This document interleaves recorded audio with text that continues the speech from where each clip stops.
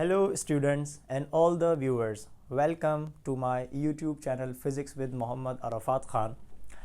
Okay, today's topic is from the new chapter and the chapter is gravitation. हम gravitation को अब discuss करने जा रहे हैं and the first topic of this chapter is Newton's law of gravitation, one of the most famous laws in the history of physics, है ना? इस लॉ को हम डिस्कस करने जा रहे हैं। इस हेडिंग में जो वर्ड ग्रेविटेशन आ रहा है, what do you mean by when we say gravitation? Gravitation होता क्या है? देखो, ग्रेविटेशन बेसिकली एक प्रोसेस है, एक फिनोमिना है, एक ऐसा फिनोमिना जिसमें कोई भी एक बॉडी दूसरी बॉडी को अपनी तरफ अट्रैक्ट करती है विद अ फोर्स, ठीक है। और ये जो अट्रैक्शन होती है ये बॉडीज के मासेस की वजह से होती है, चार्जेस की वजह से नहीं, मैग्नेट्स की वजह से नहीं, बल्कि इस बार ये जो अट्रैक्शन है, ये एक बॉडी दूसरी बॉडी को या सेकंड बॉडी फर्स्ट बॉडी को अपनी तरफ जो अट्रैक्ट करते हैं विद अ फोर्स, ये ड्यू टू देयर मासेस। तो मासेस की वजह से, बॉडीज की वजह से किसी भी दो ऑब्जेक्ट्स के बीच में जो अट्रैक्शन होती है, इस फिनोमिना को, इस अट्रैक्ट करने को हम कहते हैं gravitation. So the such a phenomena is called gravitation. अब इस ग्रेविटेशन के ऊपर हमारे पास एक बड़ा डिटेल्ड लॉ मौजूद है जिसको हम आज डिस्कस करने जा रहे हैं। न्यूटन्स लॉ ऑफ ग्रेविटेशन में means if we want to calculate the attractive force between two objects, between the two masses, so we must have a formula, है ना? We must have an equation. हमारे पास कोई formula हो, हमारे पास कोई इक्वेशन हो कि अगर हम कैलकुलेट करना चाहें कि किसी भी दो बॉडीज के बीच में जो अट्रैक्शन होती है, फोर्स होती है, वो कितनी हो सकती है। How can we calculate that force? So हम उस फॉर्मूले को, उस इक्वेशन को आज हम डिराइव करने जा रहे हैं, डिटेल में हम डिस्कस करने जा रहे हैं, ठीक है। तो स्टार्ट करते हैं basically Newton's law of gravitation की सबसे पहले स्टेटमेंट के साथ। स्टेटमेंट की तरफ जाने से पहले वही वाली बात कि अगर आपने चैनल को सब्सक्राइब नहीं किया तो जल्दी से सब्सक्राइब कर दो। सब्सक्राइब करने के साथ साथ बराबर में जो बेल आइकन होता है उसके साथ ही, तो उसको सिलेक्ट करने के बाद उस पर ऑल पे टिक कर दिएगा ताकि आपको मेरी सारी नोटिफिकेशंस इजीली मिल सकें। तो चलते हैं इसके स्टेटमेंट की तरफ, और स्टेटमेंट की तरफ जाने से पहले सबसे पहले काम ये करते हैं, हम यहाँ पर इस लॉ की जो बेसिक डायग्राम होती है उस डायग्राम को बनाते हैं। लेट सपोज कि हमारे पास कोई भी दो बॉडीज हों, एक बॉडी ये रही और एक बॉडी ये रही, ठीक है ना? दो बॉडीज हैं, बॉल्स की फॉर्म में है, ठीक है ना? कोई मसला नहीं है। ये आ गया इस बॉडी का सेंटर और ये आ गया इस बॉडी का सेंटर, ठीक है। इस बॉडी के सेंटर से लेकर इस बॉडी के सेंटर तक एक पर्टिकुलर डिस्टेंस मौजूद है। इस डिस्टेंस को हम रिप्रेजेंट कर देंगे r के साथ। सो r is what? r is the distance between these two bodies having masses. इसको हम कह देते हैं m1 और इसके मास को हम कह देते हैं m2, ठीक है। लेट सपोज अगर हम कह देते हैं इस बॉडी का नाम a है और इस बॉडी का नाम b है। So we have two bodies a and b, their masses m1 and m2 respectively, and the distance between these two bodies is represented by r, ठीक है। तो अभी तक ये आपके सामने कंडीशंस आ गई और हमें पता है कि न्यूटन्स लॉ ऑफ ग्रेविटेशन है क्या, कि हर एक बॉडी दूसरी बॉडी को अपनी तरफ अट्रैक्ट कर रही है। इस यूनिवर्स में जितनी भी बॉडीज हैं, हर एक बॉडी हर दूसरी बॉडी को अपनी तरफ अट्रैक्ट कर रही है। जैसे अगर लेट सपोज मैं हूं तो मैं इस मौजूद रूम के अंदर हर एक बॉडी को अपनी तरफ क्या कर रहा हूँ? अट्रैक्ट कर रहा हूँ, ठीक है, विद अ फोर्स। और उस फोर्स को हम क्या कहते हैं? Gravitational force. तो मैं कहूंगा कि ये दोनों बॉडीज एक दूसरे को क्या कर रही होंगी भाई? ये कर रही होंगी अट्रैक्ट। ये क्या कर रही होंगी? एक दूसरे को अट्रैक्ट कर रही होंगी और विद अ फोर्स करेंगी, जिस फोर्स को हम क्या बोलेंगे? Fg का मतलब क्या हो जाएगा? Gravitational force. तो अब हम इस लॉ के अंदर ये डिस्कस करने जा रहे हैं कि how to calculate this gravitational force between any two of the bodies. अगर आपको मासेस गिवन हो, अगर आपको उनके बीच में डिस्टेंस का पता हो, तो हम किस तरीके से कैलकुलेट कर सकते हैं, उसका फॉर्मूला क्या होगा, उसकी इक्वेशन क्या होने जा रही है, ठीक है। तो स्टार्ट करते हैं। सबसे पहले हम करते हैं इसकी स्टेटमेंट को लिखना। Start. Okay, statement.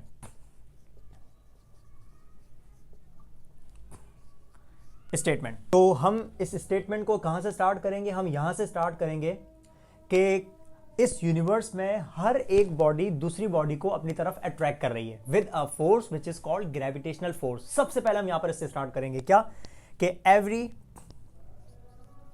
Every object in the universe, every object in the universe attracts every other object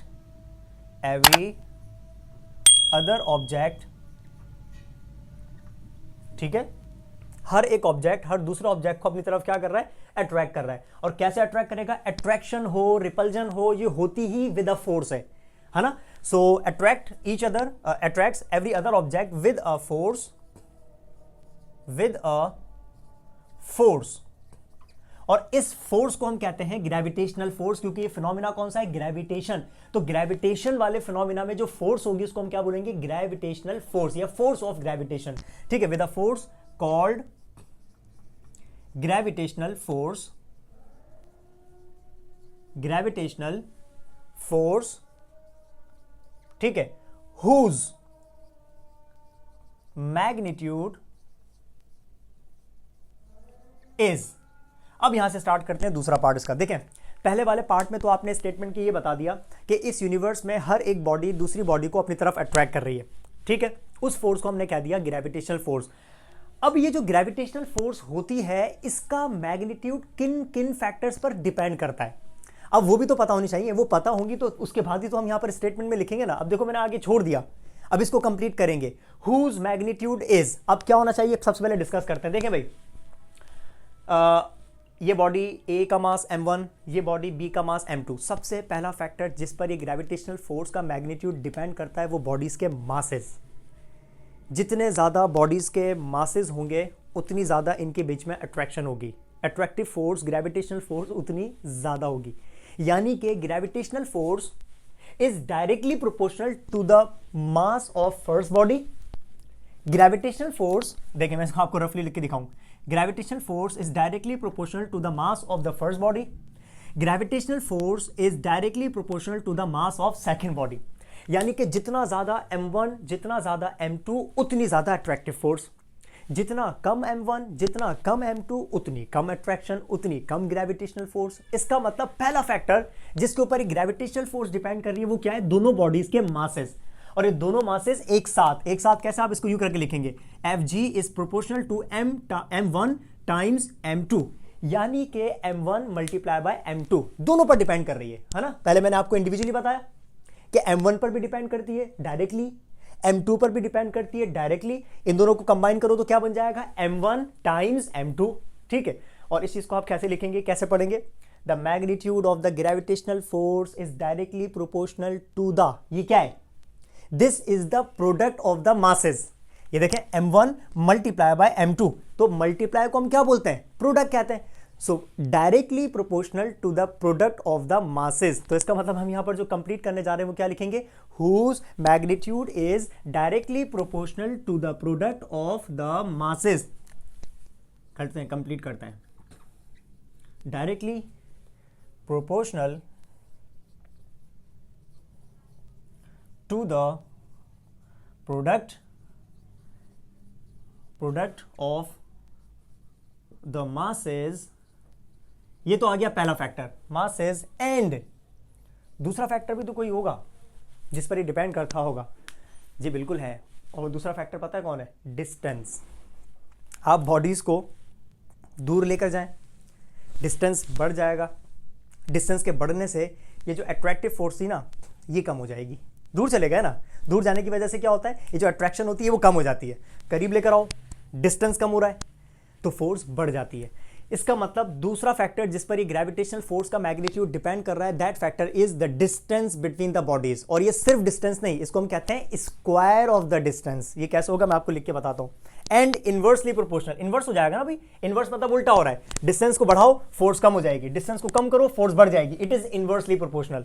so and inversely proportional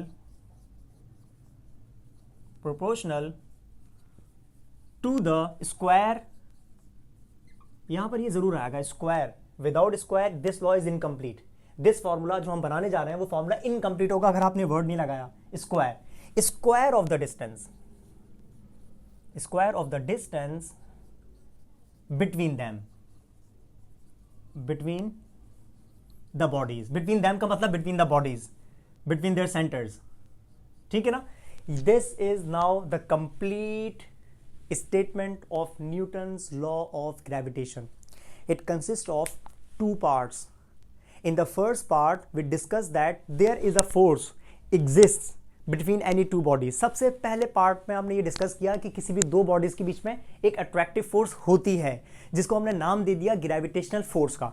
in the second part we are discussing, in the second part कहां से start हो रहा है, whose magnitude, this part, and in the second part we discussed its magnitude, कि किन factors के ऊपर इस फोर्स का मैग्नीट्यूड डिपेंड करता है। तो दो फैक्टर्स हमारे सामने आए। पहला फैक्टर क्या, इन दोनों ऑब्जेक्ट्स के मासेस पर, और वो भी डायरेक्टली प्रोपोर्शनल, और इनके बीच में डिस्टेंस के ऊपर, और वो भी inversely proportional to the square of the distance. पहले काम ये करते हैं, इसको मैथमेटिकली हम लिख देते हैं। मैथमेटिकली लिखने का तरीका क्या हो जाएगा, हाँ भाई मैथमेटिकली अगर इसको हम लिखना चाहें तो इस चीज को आप लिखेंगे बहुत आसानी से, बहुत ही आसानी से। सबसे पहले whose magnitude is directly proportional to the product of the masses, means the magnitude of the gravitational force is directly proportional to m1 multiplied by m2. This is the first part, this is the first relation according to this statement. And the second part, this force is also inversely proportional to the square of the distance. So how can we write this part? So Fg is inversely proportional to the square of the distance. This becomes the second relationship.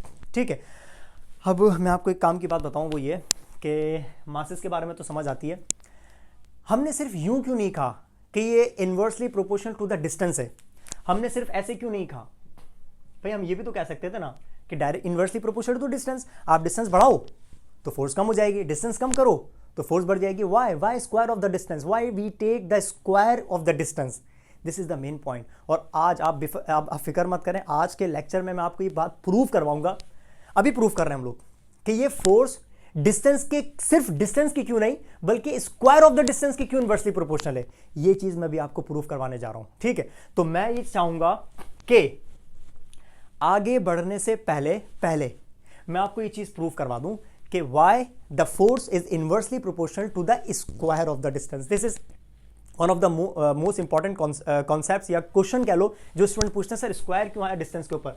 तो भाई देखें, एक काम ही करते हैं, यहाँ पर थोड़ी देर के लिए मैं करता हूँ, इसको रोकता हूँ, मतलब यहाँ पर हमारी डेरिवेशन, ये टॉपिक थोड़ी सी देर के लिए रुक गया। इसके बाद अब मैं आपको ये प्रूव करवा रहा हूँ कि हाँ भाई ये inversely proportional to the square, distance के ऊपर स्क्वायर क्यों आता है। ठीक है, अब ऐसा करने के लिए सबसे पहले काम ये करते हैं, हम लोग एक कंडीशन को इमेजिन करते हैं। कंडीशन को कैसे इमेजिन करते हैं, अर्थ, दिस इज अर्थ, अर्थ का सेंटर मैं लिख देता हूँ, दिस इज अर्थ। ठीक है, अर्थ का सेंटर, और एक ऑब्जेक्ट ले लेते हैं जो हमारे अर्थ के सराउंडिंग में रिवॉल्व कर रहा हो, और वो ऑब्जेक्ट हम ले लेते हैं मून की बात कर लेते हैं। मून हमारे अर्थ के सराउंडिंग में रिवॉल्व कर रहा है ना, ऑर्बिट कर रहा है, तो हम क्या देते हैं, लेट सपोज ये आ गया मून, दिस इज मून। ठीक है, अच्छा this is the centre of the moon. अच्छा मून क्या कर रहा है, हमारे अर्थ के सराउंडिंग में रिवॉल्व कर रहा है, ये आ गया इसकी सर्कुलर मोशन का पाथ, या इसको आप कह लो ऑर्बिट इसका आ गया मून का। मून के सेंटर से लेकर अर्थ के सेंटर तक का ये जो डिस्टेंस है, इस डिस्टेंस को हम कहते हैं orbit radius of the moon. This distance is called orbit radius of the moon, और इसको हम किस तरीके से लिखेंगे, आर एम करके। गौर से सुनते रहिएगा, मैं ये बात प्रूव करने जा रहा हूं आपको कि स्क्वायर ऑफ द डिस्टेंस क्यों होता है, और यहां पर आपको दो तीन चीजें और भी पता चलेंगी काम की। इसको हम क्या बोलेंगे, रेडियस ऑफ द मून नहीं, आर एम का मतलब रेडियस ऑफ द मून नहीं है, इसको गलती से भी रेडियस ऑफ द मून मत कहना। रेडियस ऑफ द मून का मतलब हो जाएगा ये वाला, ये मतलब मून के अपने सेंटर से अपने सरफेस तक, बस मैं बात कर रहा हूं इसके ऑर्बिट के रेडियस की, orbit, and orbit radius of the moon is the distance from the centre of the moon to the centre of the earth. तो मैं इस वाले डिस्टेंस की बात कर रहा हूं, it is called orbit radius. बार बार मैं आपको याद दिलाता रहूंगा, दिस इज ऑर्बिट रेडियस। तो यहां पर मैं इसका नाम लिख देता हूं, this is orbit radius of moon. ठीक है, ये मैंने इसका नाम लिख दिया, orbit radius of the moon. इसकी कांस्टेंट वैल्यू है, वो आपको मैं लिखवा देता हूं आगे। ठीक है, आगे चलते हैं। भाई मून जो है वो अर्थ के सराउंडिंग में सर्कुलर मोशन कर रहा है, तो ऑब्वियस सी बात है इसके पास सेंट्रीपिटल एक्सेलरेशन होनी चाहिए। सेंट्रीपिटल एक्सेलरेशन मून की किस तरफ होगी, towards the centre of the अर्थ। भाई बॉडी रिवॉल्व कर रही है, सर्कुलर मोशन में है, तो उस बॉडी की जो सेंट्रीपिटल एक्सेलरेशन होती है वो हमेशा कहां होती है, टुवर्ड्स द सेंटर। तो मैं कहूंगा इस मून की जो सेंट्रीपिटल एक्सेलरेशन है वो कहां की तरफ है, towards the centre of the अर्थ। और ये कांस्टेंट है, इसकी वैल्यू भी आपको बता देता हूं। इसकी वैल्यू अगर आपने कैलकुलेट करनी हो तो इसकी वैल्यू को आप कैलकुलेट कर सकते हैं इजीली। तो मैं यहां पर लिख देता हूं centripetal acceleration of the moon, centripetal acceleration of moon, ठीक है। यानी कि इसको हम रिप्रेजेंट कर देंगे ए एम से। ए एम मतलब मून की सेंट्रीपिटल एक्सेलरेशन, ठीक है ना। ये इसको कैलकुलेट करना हो तो हमारे पास सेंट्रीपिटल एक्सेलरेशन के अंदर मैंने आपको फॉर्मूला पढ़ाया हुआ है 4 pi square R over T square. ये फॉर्मूला जाके चेक कर लेना कि सेंट्रीपिटल एक्सेलरेशन में ये फॉर्मूला मैंने कैसे ड्राइव करवाया था। टॉपिक मैंने अपलोड किया हुआ है, how to derive this formula, go and watch first, ठीक है। तो ये आ गया, अगर मुझे किसकी मून की सेंट्रीपिटल एक्सेलरेशन फाइंड करनी हो तो मुझे ये वाला फॉर्मूला यूज करना पड़ेगा। 4 is a constant, pi is a constant, what is R? R is basically this radius of moon not, इसको हम बोलेंगे orbit radius of the moon. तो मैं इस आर के साथ लगा दूंगा एम, ये आ गया एम, ठीक है, orbit radius. And what is T? It is the time period of the moon. And what is time period? Time required to complete 1 revolution. यानी कि इस मून को एक कंप्लीट चक्कर लगाने में, एक कंप्लीट रेवोल्यूशन करने में कितना टाइम लगता है, इसको हम कहते हैं टाइम पीरियड, है ना। तो यहां पर फैक्टर्स कौन कौन से आ गए? एक आ गया आर एम और एक आ गया कैपिटल टी। तो आर एम के बारे में तो मैंने आपको लिखवा दिया, it is the orbit radius. तो मैं यहां पर इसकी वैल्यूज बता देता हूं। यहां पर radius, orbit radius of the moon की वैल्यू होती है 3.84 into 10⁸ metre. This is constant, यानी कि यहां से लेकर यहां तक का डिस्टेंस कांस्टेंट। और उसके बाद टाइम पीरियड, यानी कि time required to complete 1 revolution. और आपको पता है मून एक कंप्लीट चक्कर कितने टाइम में लगाता है? तो 1 महीना लगता है, 1 मंथ। कहते हैं ना, हर 1 महीने के बाद आपको वो मून दोबारा नजर आता है, उसी पोजीशन पे, उसी कंडीशन के अंदर नजर आता है, ठीक है ना।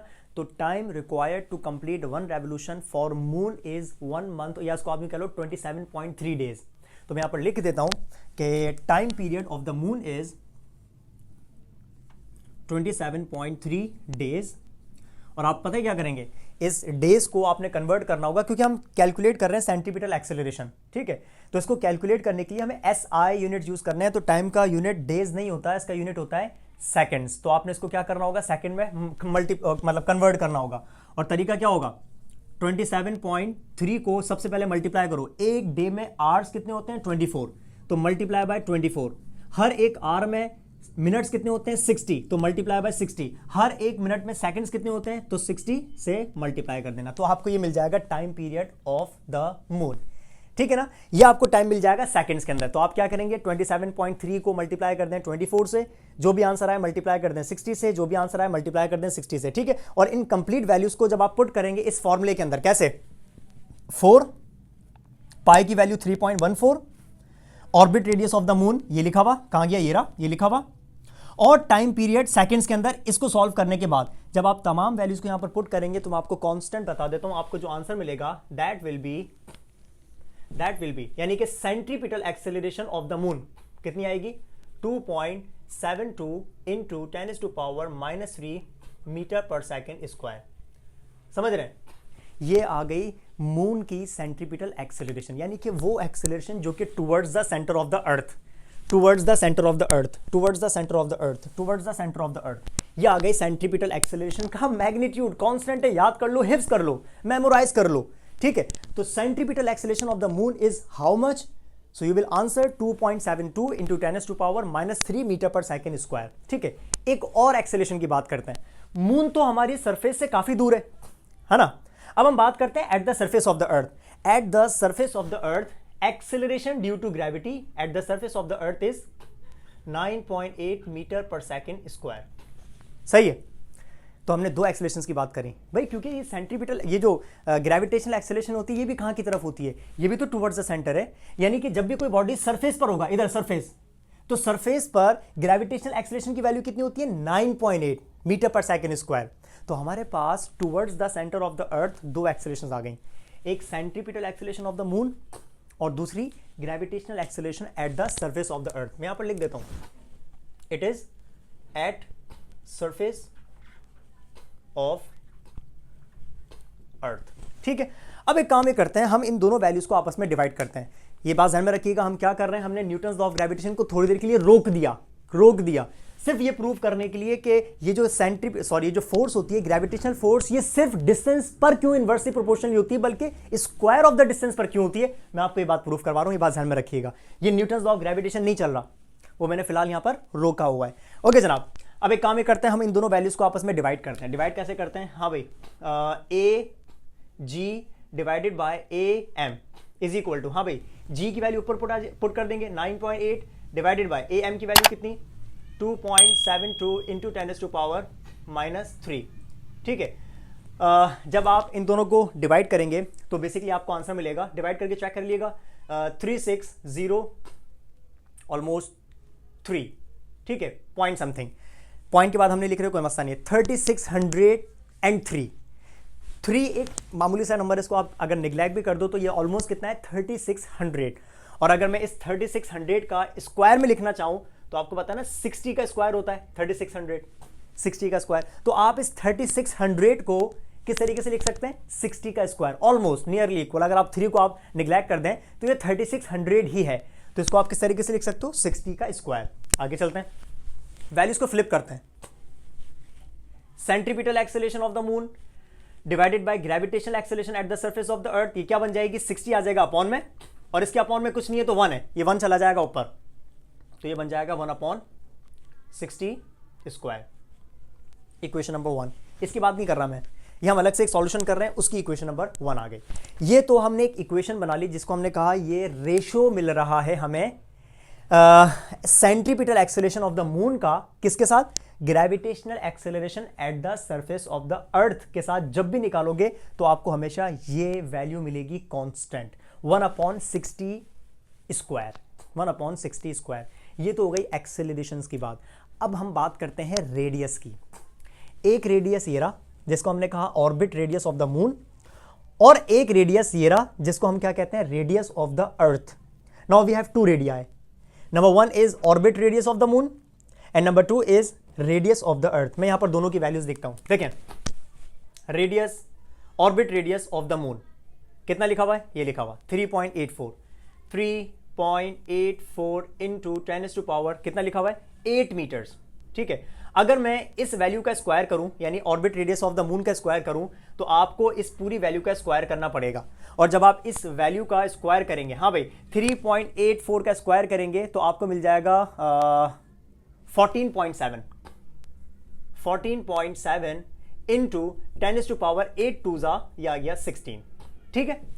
ये orbit radius of the moon की वैल्यू का आपने स्क्वायर कर दिया। क्यों कर रहे हैं मैं अभी आपको बताता हूं। देन वी हैव अगेन, एक तो आपने ऑर्बिट रेडियस की वैल्यू का स्क्वायर कर दिया, और एक आपने रेडियस ऑफ द अर्थ की वैल्यू का स्क्वायर करना होगा। Now it's time to square, to take the square of radius of the earth. आपको ये भी पता होना चाहिए रेडियस ऑफ द अर्थ कितना होता है। So it is 6.38 into 10⁻⁶ metres, ये होता है रेडियस ऑफ द अर्थ ठीक है। इसी तरीके से अगर आपने इस आर ई का स्क्वायर कर दिया तो इसका मतलब इस पूरी वैल्यू का भी स्क्वायर हो जाएगा, और इसकी वैल्यू का स्क्वायर बनेगा 40.7 इंटू 10⁻⁶ 2 12 ठीक है। तो इस orbit radius of the moon का square and radius of the earth की वैल्यू का स्क्वायर, जिस तरीके से आपने इन दोनों एक्सेलरेशंस को आपस में डिवाइड किया था, अब हमने इन दोनों डिस्टेंसेस को, यानी कि दोनों रेडियाई को आपस में डिवाइड करना पड़ेगा ठीक है। इन दोनों को डिवाइड करके चेक कर लेते हैं। तो जब आप इन दोनों को डिवाइड करेंगे तो क्या बनेगा भाई, देखें, आर एम स्क्वायर को डिवाइड कर दो आर ई स्क्वायर के साथ, तो आर एम स्क्वायर की वैल्यू क्या है? ये रही 14.7 इंटू 10⁻⁶ डिवाइडेड बाय 40.7 इंटू 10⁻12 ठीक है। और फाइनली जब आप इस पूरे फैक्टर को सॉल्व करेंगे, आपके पास कैलकुलेटर्स होंगे, आप चाहें तो उसको प्रूव कर लिएगा। तो जब आप इसको सॉल्व करेंगे तो आपको जो आंसर मिलेगा दैट विल बी 3611.7 है। इसको हम निगलेक्ट कर देते हैं, कोई मसला नहीं, डेसिमल्स की हम बात नहीं कर रहे, हम बात कर देते हैं कंप्लीट वैल्यू की ठीक है ना। 3611 यानी कि अगेन 3600, यहां पर था 3603 और यहां पर आ गया 3611 सही है। जिस तरीके से हमने यहां पर 3 को निगलेक्ट कर दिया था परफेक्ट 3600 के लिए, तो हम यहां पर 11 को भी निगलेक्ट कर देते हैं। 3600 एक बड़ी वैल्यू जिसमें सिर्फ एक 11 है, तो इस 11 नंबर को आप निगलेक्ट कर दो तो आप नियरली अप्रॉक्सीमेटली की बात करेंगे तो इट इज 3600। तो जिस तरीके से 3600 को हम 60 का स्क्वायर लिखते हैं, तो यहां पर भी हम 3600 को किस तरीके से लिखेंगे? 60 का स्क्वायर। तो जब आप 60 का स्क्वायर करोगे तो आपको क्या मिलेगा? 3600 मिल जाएगा। आप इसको यूं कह सकते हो, इट इज अप्रॉक्सीमेटली। तो इस वैल्यू को हम इस तरीके से लिख सकते हैं। अगेन जिस तरीके से आपने इसको रिवर्स किया था, है ना, 1/60 स्क्वायर मिला था, इसी तरीके से आप इसको रिवर्स कर सकते हैं। तो ये आर ई ऊपर आर एम अपॉन में आ जाएगा। So R E square divided by R M square will be equal to 60 के अपॉन में कुछ नहीं है तो क्या है, 1 है, तो 1 आ जाएगा ऊपर और 60 स्क्वायर आ जाएगा डिवाइड के अंदर, सॉरी 60 का स्क्वायर आ जाएगा डिवाइड में। इसको हम कह देते हैं इक्वेशन नंबर 2। ये वाली इक्वेशन नहीं, बार बार रिकॉल करवा दूं, बार बार मैं आपको बता दूं, हमने न्यूटन्स लॉ ऑफ ग्रेविटेशन को रोका हुआ है, अभी पेंडिंग में है, इसके बाद हमें पढ़ना है। हम अभी यहां पर रुके में ये प्रूफ करने के लिए कि ग्रेविटेशनल फोर्स डिस्टेंस के स्क्वायर के इनवर्स क्यों होती है, स्क्वायर के इनवर्स क्यों होती है, सिर्फ डिस्टेंस के इनवर्स क्यों नहीं होती है। तो इस बात को मैं प्रूफ करवाने जा रहा हूं आपको, जो कि हमने काफी हद तक कर ली, सिर्फ 1-2 स्टेप्स में आपका आंसर आ जाएगा। ठीक है, नाउ अब आप चेक करो इक्वेशन 1 को और इक्वेशन नंबर 2 को। इसके राइट पर कौन है, 1/60 स्क्वायर, जब आपने एक्सेलरेशंस का रेशियो निकाला, और इस इक्वेशन के राइट साइड पर भी कौन है, 1/60 स्क्वायर, जब आपने रेडियाई का वो निकाला, रेशियो निकाला। ठीक है, तो क्या हम 1 और सेकंड इक्वेशन को कंपेयर नहीं कर सकते क्या, बिल्कुल कर सकते हैं। Now let's compare these 2 equations. तो जब आप इस इक्वेशन को इस इक्वेशन के साथ कंपेयर करेंगे तो एक जगह पर आ जाएगा am/g और एक जगह पर आ जाएगा RE square upon RM square. ठीक है, तो मैं यहां पर लिख देता हूं बाय कंपेयरिंग, इसको यहां पर रोक देते हैं फिलहाल। सो बाय कंपेयरिंग, ब्लैक से लिखता हूं ताकि आपको नजर आए, मेंशन हो जाए, बाय कंपेयरिंग। किसको किसको कंपेयर कर रहे हैं, इक्वेशन 1 एंड इक्वेशन नंबर 2। तो कंपेयर करने का मतलब क्या हो जाएगा, AM/AG, है ना, इज इक्वल टू, और राइट साइड पे कौन आ जाएगा, RE square upon RM square. समझ रहे हैं। अब आप नोट करें, यहां से आपको एक बात पता चलती है, वो ये, अगर मैं इस एक्सेलरेशन की बात करूं मून वाले की, तो ये रहा मून का रेडियस, है ना, इन दोनों का रिलेशन देखो क्या आ रहा है, acceleration, centripetal acceleration of the moon is inversely proportional to the square of the distance. ये ऑर्बिट रेडियस क्या है, डिस्टेंस नहीं है क्या, रेडियस तो होता ही डिस्टेंस है ना। तो अब मैं इसको फिलहाल ऑर्बिट रेडियस कम, इसको डिस्टेंस ज्यादा कहूंगा। कैसे रीड करेंगे, acceleration, centripetal acceleration of the moon is inversely proportional to the square of the distance. आप इसकी बात कर लो, gravitational acceleration, radius of the earth, तो ये वाला फैक्टर इसके इनवर्स आ गया और ये वाला फैक्टर इसके इनवर्स आ गया। तो हम मून की बात करेंगे तो ये आपस में इनवर्स, और हम सरफेस की बात करेंगे तो ये भी आपस में इनवर्स। इसका मतलब यहां पर आपको एक बात पता चली कि एक्सेलरेशन जो हो रही है वो इनवर्सली प्रोपोर्शनल हो गई स्क्वायर ऑफ द डिस्टेंस के। ये बात तो आपने प्रूव कर ली, है ना।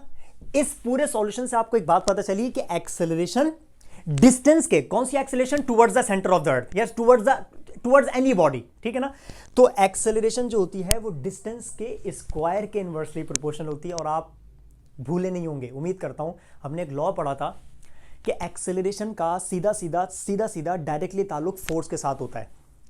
फोर्स और एक्सेलरेशन, फोर्स ज्यादा एक्सेलरेशन ज्यादा, फोर्स कम एक्सेलरेशन कम, डायरेक्टली प्रोपोर्शनल होता है। तो अगर मैं यहां पर लिखना चाहूं कि एक्सेलरेशन, ब्लैक से लिखता हूं, अगर एक्सेलरेशन का ताल्लुक होता ही फोर्स के साथ है डायरेक्टली, तो अब अगर एक्सेलरेशन डिस्टेंस के inversely proportional square of the distance के है, तो हम यहां पर इसको क्या यूं करके नहीं लिख सकते कि अगर एक्सेलरेशन इनवर्स है तो क्या force inversely proportional to the square of the distance के नहीं होगी क्या, हेंस प्रूव्ड। आपने बात प्रूव कर दी, समझ रहे हैं। और ये बात आपने एक्सेलरेशन के जरिए प्रूव करी कि एक्सेलरेशन का डिस्टेंस के स्क्वायर के साथ इनवर्स, तो क्योंकि एक्सेलरेशन फोर्स के डायरेक्टली प्रोपोर्शनल होती है, तो force is inversely proportional to the square of the distance between the bodies, hence proved. Finally आपने ये बात प्रूव कर दी। तो इस पूरे सॉल्यूशन में आपने सिर्फ ये बात प्रूव करी, मैंने सॉल्यूशन रोका हुआ है अपना यहां पर, न्यूटन्स लॉ ऑफ ग्रेविटेशन। अब मैं कंटिन्यू करूंगा ये बात प्रूव होने के बाद कि यहां पर जो ग्रेविटेशन फोर्स होती है वो डिस्टेंस, सिर्फ डिस्टेंस के इनवर्सली प्रोपोर्शनली होती है, बल्कि डिस्टेंस के स्क्वायर की होती है। और ये बात कैसे पता चली आपको, ये बात इस छोटी सी डेरिवेशन से आपको पता चली। इस डेरिवेशन में आपको बड़ी काम की बातें पता चली होंगी। Centripetal acceleration of the moon क्या होती है, orbit radius of the moon कितना होता है, time period of the moon कितना होता है, रेडियस ऑफ द अर्थ कितना होता है। तो आपको यहां पर 2-3 बल्कि 3-4 कॉन्स्टेंट्स आपको पता चले जो कि काम के थे। और यहां पर सबसे बड़ा जो काम की जो बात थी वो ये वाली बात थी जो आपने प्रूव किया कि फोर्स का स्क्वायर ऑफ द डिस्टेंस से ताल्लुक कैसे बना, सिर्फ डिस्टेंस से क्यों नहीं बना, ठीक है। So hence we have prove that the force, the gravitational force is inversely proportional to the square of the distance. अब हम ये कह सकते हैं, ठीक है ना, डंके की चोट पे हम कह सकते हैं कि force is inversely proportional to the square of the distance between the bodies. और हमारे पास इस बात का प्रूफ है, मैथमेटिकल प्रूफ है, तो हम इस बात को डिनाई नहीं कर सकते। हमने हवाओं में बात नहीं करी, हमने अपने प्रूफ के साथ बात करी है, ठीक है ना। आगे चलते हैं, अब चलते हैं अपनी मेन डेरिवेशन की तरफ। हम इन दोनों रिलेशंस को कंबाइन करेंगे और कंबाइन करने के बाद हमें जो फॉर्मूला बनाना है वो फॉर्मूला हम बनाएंगे, ठीक है ना। अब एक काम ये करते हैं, हम इन दोनों रिलेशंस को कंबाइन करते हैं बाय कंबाइनिंग both relations। अब जब आप इन दोनों रिलेशंस को कंबाइन करेंगे तो हमें क्या मिलेगा, gravitational force is proportional directly to the product of the masses, यानी कि m1 multiply by m2 and inversely proportional to the square of the distance. By removing this sign of proportionality we are suppose to put here a constant. हमें हर derivation में constant put करना होता है। जैसे अभी मैंने रिसेंटली एक वीडियो अपलोड करी थी कूलम्स लॉ, वहां पर हमने कांस्टेंट पुट किया था कैपिटल के, उसको हमने कहा था कूलम्स कांस्टेंट। इसी तरीके से अब हम यहां पर क्या करेंगे, एक कांस्टेंट पुट करेंगे, सो इक्वल आ जाएगा, इक्वल के साथ कैपिटल जी यहां पर आ जाता है कांस्टेंट के तौर पर, और बाकी फैक्टर सेम। बाकी फैक्टर कौन, m1 m2 divided by r square. ये बन गया हमारे पास ग्रेविटेशनल फोर्स को कैलकुलेट करने का फॉर्मूला। किसी भी दो बॉडीज के बीच में अगर आपने ग्रेविटेशनल फोर्स का मैग्नीट्यूड कैलकुलेट करना हो तो आपने ये वाला फॉर्मूला यूज करना होता है, समझ रहे हैं, g m1 m2 upon r square. अगर ये जो मैंने अभी आपको बात प्रूव करवाई ये r स्क्वायर वाली, डिस्टेंस के स्क्वायर वाली, ठीक है, हमारा बेसिकली टॉपिक ये कंटिन्यू चल रहा है ऐसे, ये है। बीच में जो इतना बड़ा जो पॉज आ गया था वो सिर्फ इस बात को प्रूव करवाने के लिए कि डिस्टेंस पे स्क्वायर क्यों आ रहा है। अगर आपको ये प्रूव नहीं देना, वैसे ये प्रूव यहाँ पर आपको टॉपिक में लिखना भी नहीं होता, रिक्वायर भी नहीं होता, आपने सिर्फ जस्ट इसकी स्टेटमेंट लिखनी है, आपने इसकी एक्सप्लेनेशन लिखनी होती है, आपने इसकी डेरिवेशन करके फॉर्मूला बनाना होता है और आपका काम खत्म हो जाता है, ठीक है। वो चीज़ इसमें इंक्लूड नहीं है। तो मैं स्टूडेंट्स को बता देता हूँ कि यहाँ पर जो मैंने आपको जो अभी प्रूव करवाया वो इसकी डेरिवेशन में इंक्लूड नहीं है। आप चाहें तो अलग से इसको प्रैक्टिस के तौर पर कर सकते हैं, लेकिन वो चीज़ इसकी डेरिवेशन में इंक्लूड नहीं होगी। आगे चलते हैं, यहाँ पर जो आपने कॉन्स्टेंट पुट किया capital G is a constant, ये कांस्टेंट है, ठीक है, और हर कांस्टेंट का एक पर्टिकुलर नेम होता है विच इज कॉल्ड, और इसका जो नाम है इसको हम कहते हैं universal gravitational constant. Universal gravitational constant, ये इसका नाम आ गया। और एक साइंटिस्ट है जिसका नाम था लॉर्ड हेनरी कैवेंडिश। उसने टॉर्जन बैलेंस को यूज करके इस कैपिटल जी की वैल्यू को हमें कैलकुलेट करके बकायदा बताया, और वो वैल्यू हमें कैलकुलेट करके इसने जो बताई वो मैं आपके सामने यहाँ पर लिख देता हूँ। सबसे पहले आपने क्या करना होगा, इस जी की वैल्यू को अरेंज करना है, इस जी के लिए इस फॉर्मूले को अरेंज करना है। आर स्क्वायर मल्टीप्लाई में चला जाएगा, ये देखें, capital G is equal to F into R square, है ना, so F into R square, और अपॉन में कौन आ जाएगा, ये m1 m2 मल्टीप्लाई कर रहे हैं, यहां पर आके डिवाइड में आ जाएंगे, so divided by m1 multiply by m2। ये बन गया ग्रेविटेशनल कांस्टेंट की वैल्यू को कैलकुलेट करने का फॉर्मूला। अब जो लॉर्ड हेनरी कैवेंडिश ने एक्सपेरिमेंट किया अपने टॉर्जन बैलेंस को यूज करने के बाद, उस एक्सपेरिमेंटल वैल्यूज को जब उसने यहां पर पुट किया तो उसके बाद जो उसको वैल्यू मिली, दैट वैल्यू वाज 6.67 इंटू 10⁻⁻11। ये इसकी कांस्टेंट वैल्यू, इसको हम कहते हैं यूनिवर्सल कांस्टेंट है, यूनिवर्सली अप्लाई करते हैं आप हर जगह पर, ठीक है। तो कैपिटल जी की value it is a constant 6.67 into 10⁻⁻11। और व्हाट अबाउट इट्स यूनिट, इसका यूनिट क्या क्या करें, तो इसका यूनिट कहीं और से नहीं आएगा बल्कि इसके फॉर्मूले से आएगा। चलो पुट करके बता दूं मैं आपके हाथ के हाथ। फोर्स का यूनिट क्या होता है, न्यूटन। डिस्टेंस का यूनिट क्या होता है, मीटर, और मीटर के ऊपर क्या लगा हुआ है, स्क्वायर, सो न्यूटन मीटर स्क्वायर। ये आ गया अपॉन मास का यूनिट केजी, मास का unit KG, KG into KG, ये बन गया किलोग्राम स्क्वायर। तो कैसे पढ़ोगे, 6.67 into 10⁻⁻11 newton metre square upon KG square या पर केजी स्क्वायर। ये बन गई कांस्टेंट वैल्यू किसकी, कैपिटल जी के। तो भाई ये आ गया आपके सामने पूरा का पूरा लॉ कंप्लीट फॉर्म के अंदर, न्यूटन्स लॉ ऑफ ग्रेविटेशन, कि किसी भी दो बॉडीज के बीच में एक फोर्स, अट्रैक्टिव फोर्स लाजमी होती है उनके मासेस की वजह से, उनके मासेस की वजह से, है ना। उस फोर्स को हम कहते हैं ग्रेविटेशनल फोर्स, है ना। उस फोर्स के मैग्नीट्यूड को कैलकुलेट करना हो तो आपके सामने ये फॉर्मूला मौजूद है, Gm1m2 अपॉन आर स्क्वायर। इस फॉर्मूले को यूज करके आप ग्रेविटेशनल फोर्स को कैलकुलेट कर सकते हैं। और साथ साथ याद रखिएगा कि ये ग्रेविटेशनल फोर्स किन फैक्टर्स पर डिपेंड कर रही है, ये मत भूल जाना। Directly proportional to the product of the masses, ये भूल गए तो स्टेटमेंट कैसे बताओगे किसी को, कैसे लिखोगे स्टेटमेंट टेस्ट के अंदर, पेपर्स के अंदर, है ना। तो directly proportional to the product of the masses and inversely proportional to the square of the distance between the bodies. ठीक है, तो ये आ गया complete Newton's law of gravitation. उम्मीद करता हूँ आपको समझ आ गया होगा और ये बात भी समझ आ गई होगी। हालांकि टॉपिक आसान है, छोटा सा टॉपिक है, लेकिन इसमें जो टाइम लगा वो किस में लगा, इस बात को प्रूव करने में कि ये जो स्क्वायर आ रहा है डिस्टेंस पर, ये डिस्टेंस के ऊपर स्क्वायर क्यों आया, मैंने आपको इस वीडियो के अंदर ये बात प्रूव करवा दी। ठीक है, तो अगर आपसे कोई पूछता है कि हाँ भाई बताओ ये स्क्वायर क्यों है, तो आप बोल सकते हैं हमारे पास एक एक्सप्लेनेशन है, थियोरेटिकल एक्सप्लेनेशन है, आप मुझे टाइम दो थोड़ा सा, मैं आपको भी करके दिखा देता हूँ। ठीक है ना, तो आप फटाफट उसको करके दिखा दिएगा, हाँ भाई इस तरीके से इसके ऊपर ये स्क्वायर के ऊपर डायरेक्ट इन्वर्सली प्रोपोर्शनल होता है। ठीक है, चलो वीडियो अच्छी लगी होगी, समझ आ गई होगी तो लाइक कर दें, कमेंट कर दें और साथ साथ शेयर कर दें। सब्सक्राइब नहीं किया अभी तक तो सब्सक्राइब करके चले जाओ और अपना ख्याल रखिएगा। नेक्स्ट वीडियो में मिलते हैं। Thank you.